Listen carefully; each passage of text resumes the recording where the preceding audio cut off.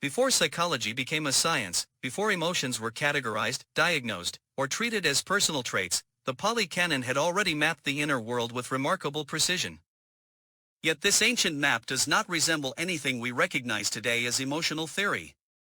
It does not ask how to express feelings, how to regulate moods, or how to define emotional identity. Instead, it begins from a far more radical question: what is actually happening in the mind when an emotion arises? In the Pāli Canon, emotion is never introduced as something I have or something I am. There is no language that says, I am angry, I am afraid, or I am sad in the way modern psychology casually assumes. What appears instead is a different grammar of experience. Anger has arisen, fear has arisen, sorrow has arisen. This subtle shift in language reveals an entirely different way of seeing the mind. Emotion is not owned, not possessed, and not fused with a self. It is an event, conditioned and transient, unfolding according to causes rather than personal will. This is why the Buddhist teaching reads less like a moral system and more like a phenomenological investigation. The Pāli Canon does not begin by judging emotions as good or bad. It begins by observing them. It asks where they come from, how they sustain themselves, and what conditions cause them to fade away. Emotion is treated as part of a dynamic mental process, not as a psychological label or a fixed personality trait. The emphasis is not on how emotions should feel, but on how they function. Modern psychology often treats emotion as an internal signal belonging to a subject, something that reveals who we are. The Pāli Canon takes the opposite approach. It does not look for a stable subject behind emotion. Instead, it looks at the flow of mental events themselves. The mind, in this early Buddhist framework, is not a container filled with emotions. It is a stream of momentary experiences, arising and ceasing with extraordinary speed. Emotion is simply one pattern within that stream, no more permanent than a sound or a sensation. To understand this, the Pāli Canon introduces terms that are often misunderstood when translated into modern languages. Words like citta, vedanā, saṇa, and sakkara are not abstract philosophical categories. They are descriptive tools, pointing to functions rather than substances. Citta refers to a moment of knowing, not a mind as an enduring entity.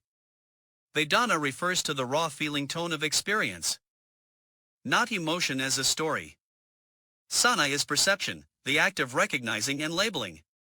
Sakkara refers to mental formations, the habits and tendencies that shape reaction. Emotion emerges not from one of these alone, but from their interaction. What is striking is that nowhere in this system do we find an emotional self as the owner of these processes. The Pāli Canon does not deny that emotions are felt intensely or that they influence behavior. What it denies is that they reveal an inner essence. Emotion, in this view, is closer to weather than to identity. It forms when conditions gather, changes when conditions shift, and disappears when conditions dissolve. Clinging to emotion as me or mine is not just a misunderstanding, it is the very mechanism by which suffering is generated.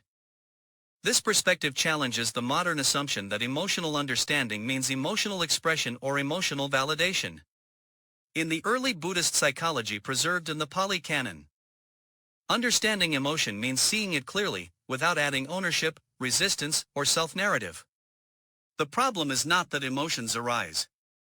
The problem is that the mind instinctively identifies with them, solidifies them, and builds a sense of self around them. Seen this way, the Pāli Canon offers a forgotten psychology of emotion that is neither suppressive nor indulgent. It does not tell us to eliminate emotions, nor does it encourage us to define ourselves through them. Instead, it invites us to study them as natural phenomena within the mind. This is not a psychology of self-expression, but a psychology of insight. And it is from this foundational way of seeing that the rest of the Buddhist map of emotion unfolds. To see emotion clearly in the Pāli Canon, one must first abandon the idea of the mind as a single, unified entity. Early Buddhist psychology does not speak of the mind as a permanent container in which thoughts and feelings reside. Instead, it presents a radically different architecture, a living stream of momentary events, each arising due to conditions and vanishing almost as soon as it appears. Within this framework, emotion is not a stable state but a dynamic configuration, assembled and dismantled countless times each day. At the center of this architecture is citta, a term often mistranslated as mind or consciousness. In the Pāli Canon, citta does not refer to a continuous inner self. It refers to a single moment of knowing, a flash of awareness that arises when conditions are present. Each citta exists only for an instant before dissolving, replaced by another. There is no enduring mental core traveling through time, only a rapid succession of moments, giving the illusion of continuity. Emotion does not sit inside citta, it colors it temporarily, the way a lens colors light. What gives each moment of consciousness its particular tone are the cittasikas, the mental factors that arise together with citta. These are not emotions in the modern sense, but functional qualities such as attention, intention, contact, feeling, perception, and volition. Some are ethically neutral, some are unwholesome, and some are wholesome, but none of them exist independently. An emotional experience is not a single mental factor, it is a constellation. Anger, for example, is not one thing but a pattern formed by unpleasant feeling, distorted perception, reactive intention, and habitual tendencies converging in a single moment of awareness. This is why early Buddhist psychology refuses to define emotions as isolated entities. There is no anger module or fear center hidden in the mind. There are only conditions interacting. Each moment of anger is slightly different from the last, because the supporting conditions are never identical. The canon emphasizes this momentariness to undermine the instinct to solidify experience. When we believe I am angry, we imagine a stable emotional state persisting through time. The Pāli framework reveals that what we call anger is actually a series of rapidly changing events, stitched together by memory and identification. Crucially, this model leaves no room for a permanent emotional owner. Since citta arises and ceases moment by moment, and since cittasikas arise only in dependence on citta, there is no stable subject behind the process. Emotion happens, but there is no emotional self. This is not a philosophical assertion imposed from the outside, it is an observation meant to be verified in direct experience.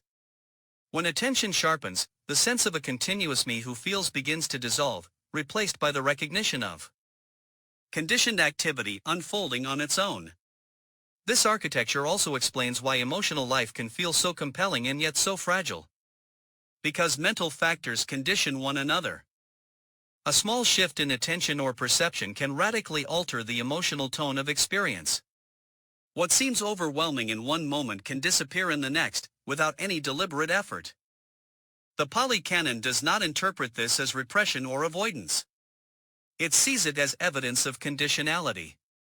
Emotions have power not because they are real selves, but because the conditions that sustain them are usually unseen. By breaking the mind into functional components, early Buddhist psychology accomplishes something modern theories often struggle with. It explains emotion without reifying it.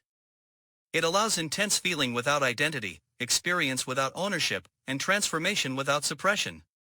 Emotion, in this architecture, is not a message from the self. It is a temporary configuration within a selfless process. And once this structure is understood, the arising of emotion can be studied with clarity rather than entanglement, preparing the ground for seeing how the emotional chain truly begins. If the structure of mind explains what emotion is made of, dependent origination explains how emotion is set in motion. In the Pāli Canon, emotions do not erupt suddenly from nowhere. Nor are they caused directly by external events. They unfold through a precise and repeatable sequence of conditions, a sequence the Buddha described as paikasamupta.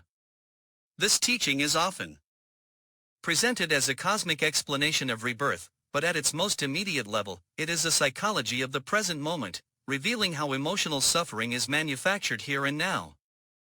The process begins with contact, phassa.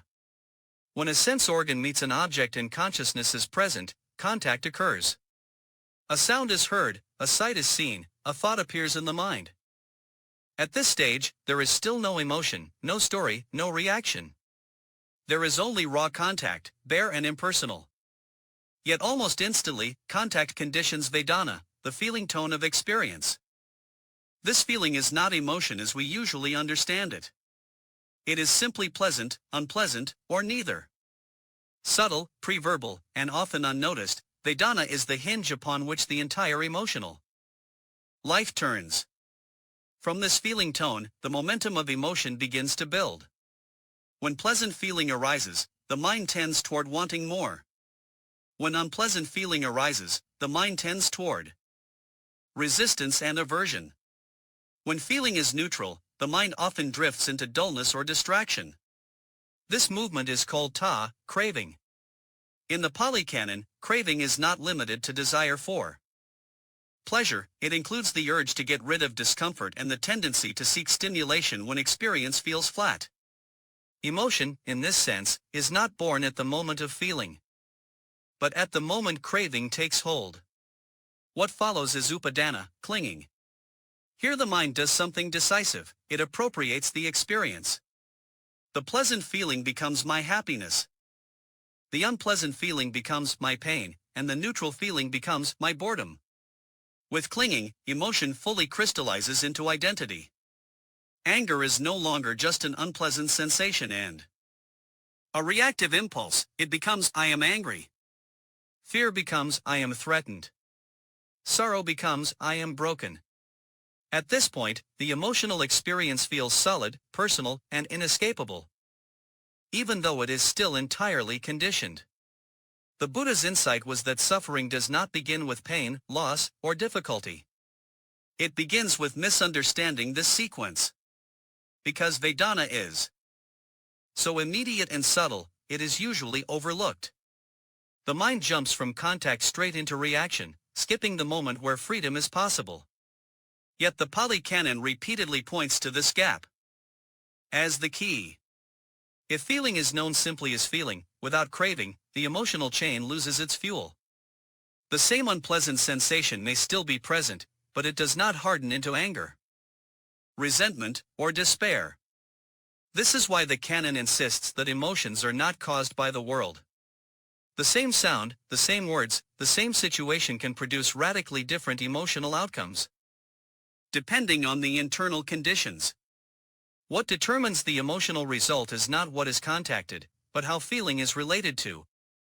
Emotion, therefore, is not a reflex imposed from outside. It is a conditioned pattern reinforced from within, moment after moment. Seen through dependent origination, emotion is revealed as momentum rather than substance. Each moment of craving conditions the next, creating the sense of an emotional wave that carries the mind along. But momentum can be interrupted. When attention becomes sharp enough to notice vedanā as it arises, the automatic slide into craving is no longer inevitable. This is not emotional control through willpower, but emotional insight through understanding. The Pāli Canon does not promise a life without feeling. Pleasant and unpleasant sensations will continue as long as there is contact. What it offers instead is a way to end the compulsion that turns feeling into suffering. By seeing the emotional chain as it unfolds, contact, feeling, craving, clinging, the mind begins to loosen its grip. Emotion still arises, but it no longer commands the whole of one's identity. In this way, dependent origination reveals emotion not as an enemy to be fought, but as a process to be understood, moment by moment, at the very point where bondage quietly becomes freedom. When the Pāli Canon speaks of unwholesome and wholesome mental states, it is easy to misunderstand its intent through a modern moral lens. These terms are often translated in ways that suggest judgment, as if the Buddha were dividing emotions into bad ones to be rejected and good ones to be cultivated. Yet within early Buddhist psychology, this classification is not moralistic but functional. It does not ask whether an emotion is virtuous or sinful. It asks a far more practical question: what does this state of mind lead to? Unwholesome states, akusala, are not defined by how unpleasant they feel. In fact, some of them can feel intensely pleasurable. What makes them unwholesome is their root and their consequence. They arise from greed, aversion, or delusion. And they perpetuate confusion, agitation, and suffering. Greed-driven emotions pull the mind outward in endless wanting. Aversion-driven emotions contract the mind into resistance and hostility. Delusion obscures clarity, making even neutral experiences a ground for restlessness or apathy. These emotions reinforce the illusion of a solid self who must acquire, defend, or escape. Wholesome states, kusala, are not defined by pleasantness either. They are defined by clarity and freedom. They arise from non-greed, non-aversion, and non-delusion, and they support stability, understanding, and release. States such as loving-kindness, compassion, sympathetic joy, and equanimity are not emotional moods in the ordinary sense. In the Pāli Canon, they are trained capacities of mind, cultivated through understanding rather than emotional indulgence. Compassion is not feeling overwhelmed by another's pain, it is the clear, non-reactive wish for suffering to end. Equanimity is not indifference, it is balance rooted in insight into conditionality. This functional classification is crucial because it dismantles the idea that emotional health means maximizing pleasant feelings and minimizing unpleasant ones.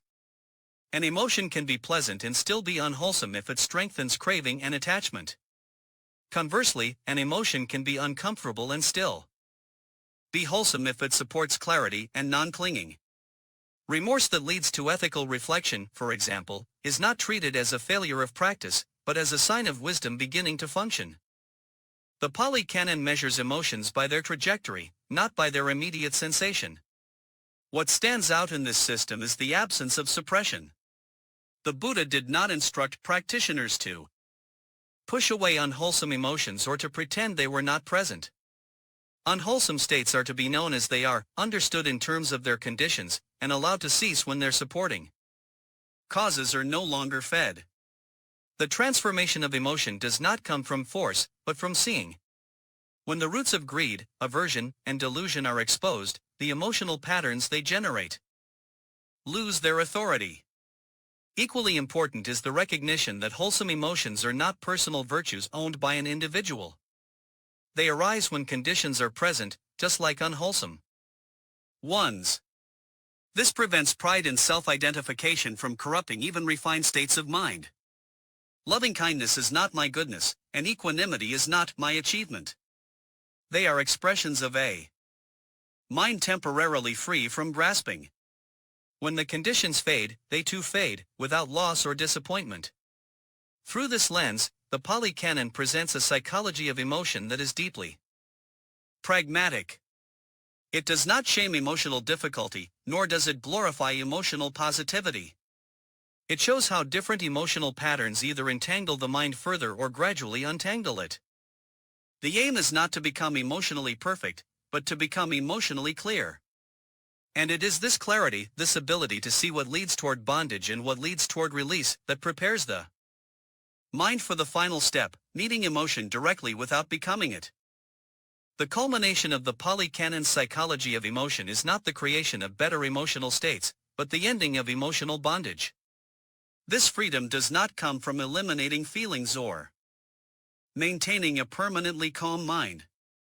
It comes from seeing emotions so clearly that identification collapses. In early Buddhist teaching, this clarity is made possible by sati, often translated as mindfulness, but more accurately understood as remembering to remain aware of what is actually occurring. Sati is not the effort to focus on everything, nor is it the attempt to control experience. It is the simple, steady recognition of mental events as they arise and pass away. When applied to emotion, this recognition changes everything. An emotion that is seen as an event loses its power to define the self. Anger is known as anger arising, fear is fear arising, joy is joy arising. There is experience, but no owner standing behind it. What once felt personal becomes impersonal. Not in a cold or detached sense, but in a liberating one. As mindfulness deepens, the three characteristics emphasized throughout the Pāli Canon begin to reveal themselves within emotional life. Emotions are seen to be impermanent, anattā, arising and vanishing even while they seem intense and convincing. They are seen to be unsatisfactory, dukkha, not because they are painful, but because no emotional state can provide lasting security. And they are seen to be not self, anattā, occurring without a controller or an enduring identity at their center. These are not philosophical conclusions, but direct perceptions that erode the habit of clinging. This is where the transformation becomes irreversible. When emotion is no longer taken as me or mine, the mind stops feeding it with resistance or indulgence. The emotional wave may still pass through, but it no longer pulls the entire mind with it. Joy does not demand possession. Sorrow does not demand collapse, and anger does not demand expression. Emotion becomes transparent. It is fully felt, yet it does not imprison. The Pāli Canon is careful to emphasize that liberation is not emotional numbness. An awakened mind is not devoid of feeling. It is free from compulsion.